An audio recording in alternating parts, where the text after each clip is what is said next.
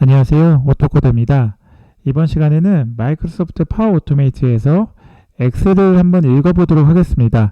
우리 지난 시간에 마이크로소프트 파워 오토메이트를 간단하게 문법 위주로 한번 제가 설명을 드렸었죠. 그리고 간단한 프로젝트도 했습니다. 예를 들면 이제 네이버 팝하고 번역을 시키는 과정도 한번 보여드렸었고요. 우리가 이번에는 이제 엑셀을 한번 활용해보는 과정을 보여드릴 건데요. 엑셀은 여러분들이 현업에서 특히나 이제 업무를 하면서 가장 많이 쓰는 응용 프로그램 중 하나라고 생각이 됩니다. 그 정도로 엑셀을 활용하는 방법이 무궁무진하거든요. 그래서 이 엑셀을 어떻게 하면 좀 자동화를 쉽게 할 수 있는 방법을 고민했을 때 마이크로소프트 파워 오토메이트를 사용하는 방법도 있다는 걸 보여드리도록 하겠습니다. 물론 이 파워 오토메이트가 모든 정답은 아닙니다. 사실 엑셀 자체가 워낙 잘 만들어진 응용 프로그램이고요.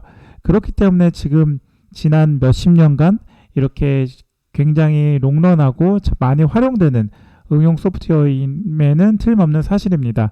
그렇지만 저희가 엑셀에서 분명히 할 수 있는 기능을 단편적으로 할 수 있지만 RPA를 활용한다면 우리가 이거를 어떻게 자동화를 할 수 있는지에 대한 부분을 한번 보여드리고자 하는데요. 이번 시간에는 굉장히 간단한 그냥 엑셀을 읽는 과정으로 한번 보여드릴 거고요. 이 과정들이 조금 더 응용되고 발전이 된다면 여러분들이 업무 자동화에 대해서 조금 더 활용할 수 있는 계기가 되었으면 좋겠습니다. 이번 시간 목적은 이제 MS RPA를 통해서 세련된 업무 자동화를 구현하는 건데요. 제가 이전에도 많이 보여드렸던 부분이긴 하지만 세련된 업무 자동화라는 거는 다시 말씀드리면 RPA뿐만 아니라 파이썬이 될 수도 있고 여러 자바스크립트가 될 수 있고 여러 가지의 언어를 활용해 가지고 여러분들이 이런 업무를 함에 있어서 업무의 효율성을 높이는 과정의 하나로 보시면 되고요. 그 중에서 저는 MS에서 제공해주는 로봇 프로세스 오토메이션 중에 하나의 파워 오토메이트를 활용해서 여러분들께 한번 보여드리도록 하겠습니다. 물론 제 강의를 보시는 분들 중에는 이 RPA라 특히 파워 오토메이트가 처음이신 분들도 있거든요. 그 처음이신 분들을 위해서 간단하게 말씀드리면 마이크로소프트에서는 이렇게 파워 오토메이트와 MS라고 할게요. 마이크로소프트의 약자입니다. 보통 많이 쓰이죠. 파워 오토메이트와 파워 오토메이트 데스크탑이라는 버전이 있습니다. 자, 이게 어떤 거냐고요? 자, 파워 오토메이트 같은 경우는 여러분들이 클라우드 환경에서 많이 쓰고 있는 어쩌면 여러분들이 잘 모르고 있을 수 있지만 마이크로소프트에서 클라우드 환경이 마이크로소프트 365에서 많이 쓰이는 쉐어포인트나 팀즈나 이런 환경에서의 여러분들이 많이 쓸 수 있는 방법 중에 하나인 파워 오토메이트를 활용한다면 이러한 온라인 환경에서의 엑셀, 온라인 환경에서의 파워포인트, 온라인 환경에서의 워드 작업들을 간단하게 이제 자동화를 할 수 있는 부분에서 파워 오토메이트를 쓸 수 있고요. 이걸 쓰기 위해서는 사실상 라이센스가 필요한 부분이 있습니다. 예를 들면 기업에서 많이 쓰이는 방법들은 이제 마이크로소프트의 E3 라이센스를 많이 쓰고 있고요. E5 라이센스도 있지만 좀 제한적으로 쓰입니다. 그리고 파워 오토메이트만 쓰는 이 라이센스도 따로 있거든요. 이거는 이제 개발자 모드의 라이센스를 구매를 할 수도 있고 여러 가지 있지만 어찌되었든 이 마이크로소프트 파워 오토메이트를 쓰기 위해서 라이센스가 필요하다는 걸 말씀드리고 싶습니다. 이 라이센스는 여러분들이 MS 공식 사이트로 들어가면 확인을 하실 수 있으니까 그 부분을 좀 참고해 주시면 좋을 것 같고요. 그 밖에도 여러 가지가 있으니까 한번 좀 참고해 주시면 좋을 것 같습니다. 그리고 E3, E5, 그리고 F5 이런 식으로 다른 라이센스에 대한 체계는 여러분들이 MS 사이트에서 보시면 되고요. 그리고 이제 그린으로 바꿔서 우리가 지금 쓰고 있는 게 마이크로소프트 파워 오토메이트 데스크탑입니다. 제가 이거를 굳이 설명드리는 이유는 제 강의를 보시는 분들 중에 아직 조금 헷갈리시는 분들이 계셔가지고 한 번 더 조금 더 짚어드리는 차원에서 말씀을 드리는 부분이고요. 마이크로소프트 파워 오토메이트 데스크탑은 사실 무료로 제공되는 버전입니다. 이 무료로 제공된다는 게 어떤 의미냐? 여러분들이 라이센스를 따로 살 필요가 없이 여러분들의 윈도우 11 환경이라면 내장되어 있는 디폴트 앱으로 되어 있습니다. 디폴트 앱으로 여러분들 되어 있어가지고 시작을 눌러서 마이크로소프트 아니면 파워 오토메이트만 쳐도 화면에서 보이는 걸 보실 수 있습니다. 그걸 실행을 해주시면 되고요. 여기서 가장 중요한 거는 윈도우즈 로그인이 아닙니다. 바로 마이크로소프트 온라인 로그인을 해줘야 됩니다. 이게 어떤 의미냐? 여러분들이 지금 흐름을 만들어주는 이 마이크로소프트 파워 오토메이트에 대한 데스크탑에서는 여러분들이 실행하는 모든 게 이 온라인 환경, 즉 마이크로소프트에서의 온라인 환경은 보통 이제 애저라고도 많이 불리는 이런 클라우드 환경인데요. 그 클라우드 환경에 저장이 됩니다. 그렇기 때문에 여러분들이 실행하고 있는 계정 자체가 마이크로소프트 온라인에서 인식할 수 있는 계정이 필요하고요. 그래서 처음에 로그인을 하실 때 뭐 이메일 계정을 넣으라는 부분이 있거든요. 그래서 여러분들의 마이크로소프트 계정을 넣어주시면 됩니다. 어떤 분들은 뭐 gmail로 쓰실 수 있고 어떤 분들은 outlook.com으로 쓰실 수 있고 뭐 이런 식으로 여러분들이 원하시는 도메인을 이제 등록되어 있는 계정 기준으로 넣어주시면 되고요. 이 부분은 뭐 간단하게 여러분들이 진행하시는데 어려움이 없지 않을까 싶습니다. 참고차 말씀을 드렸고 그렇다면 뭐 여기서 추가로 뭐 제 강의를 처음 보시는 분들 위해서 한 번 더 다시 말씀드리면 왜 이렇게 두 가지를 나누었나요? 강사님 물어보시는 분들도 계십니다. 자, 이 두 가지를 나눈 이유는 간단합니다. MS는 최초의 파워 오토메이트라는 제품을 출시를 하고 사용을 했는데요.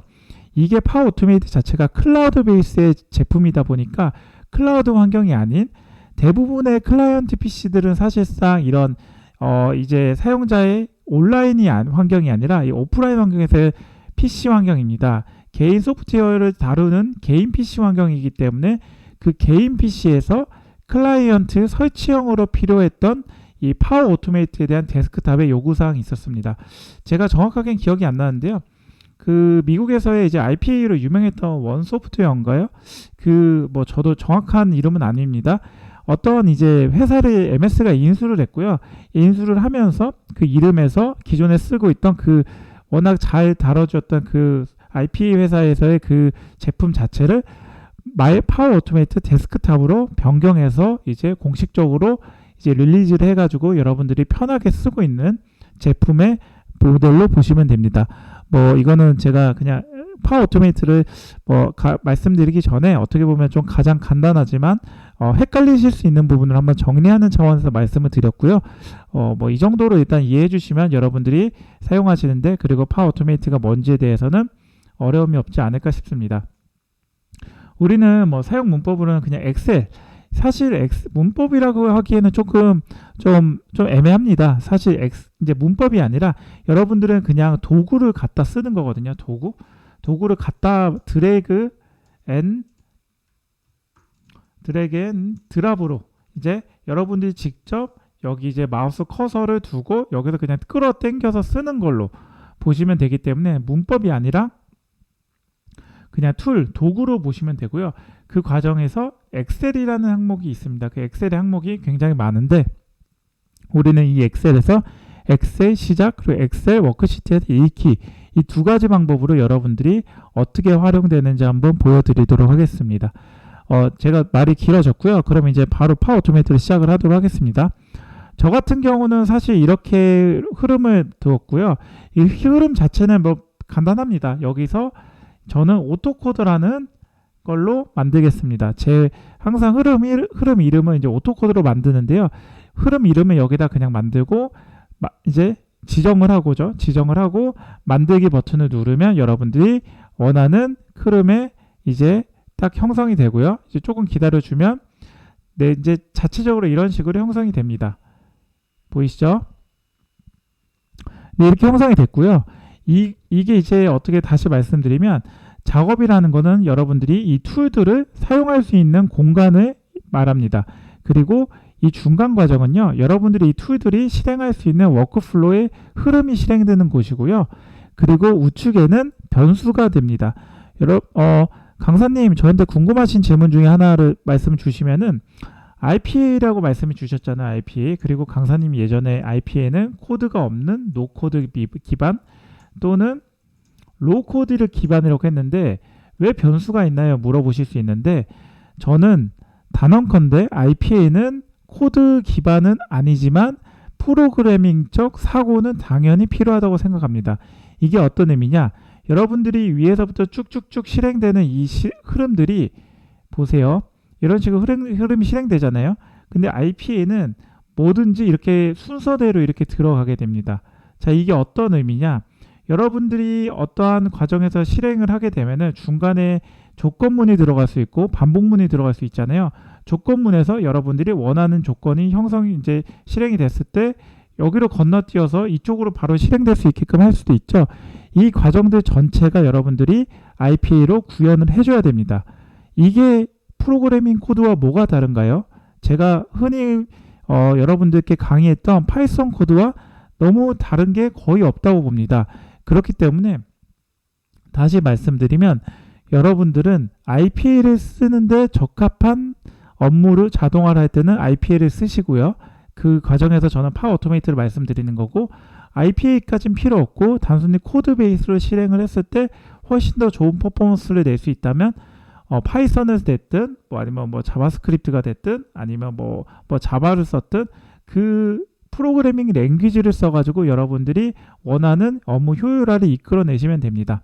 어떤 부분에 국한돼서 여러분들께 이거를 반드시 써야지 여러분들의 업무의 효율성을 높일 수 있다고 저는 말씀드리는 부분은 아닌 점 참고 부탁드립니다. 네, 이 정도까지 설명을 드렸고요. 그 다음으로 이제 제가 말씀드리고 싶은 거는 이제 엑셀을 시작을 할 건데요. 엑셀을 시작하기 전에 제가 엑셀이 어떤 게 있는지 좀 보여드리도록 하겠습니다. 엑셀을 먼저 이렇게 만들었거든요.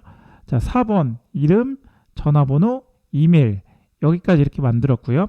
그리고 4번에는 제가 이제 2022 이제 4번으로 했을 때 0102 03 04 05로 했고요.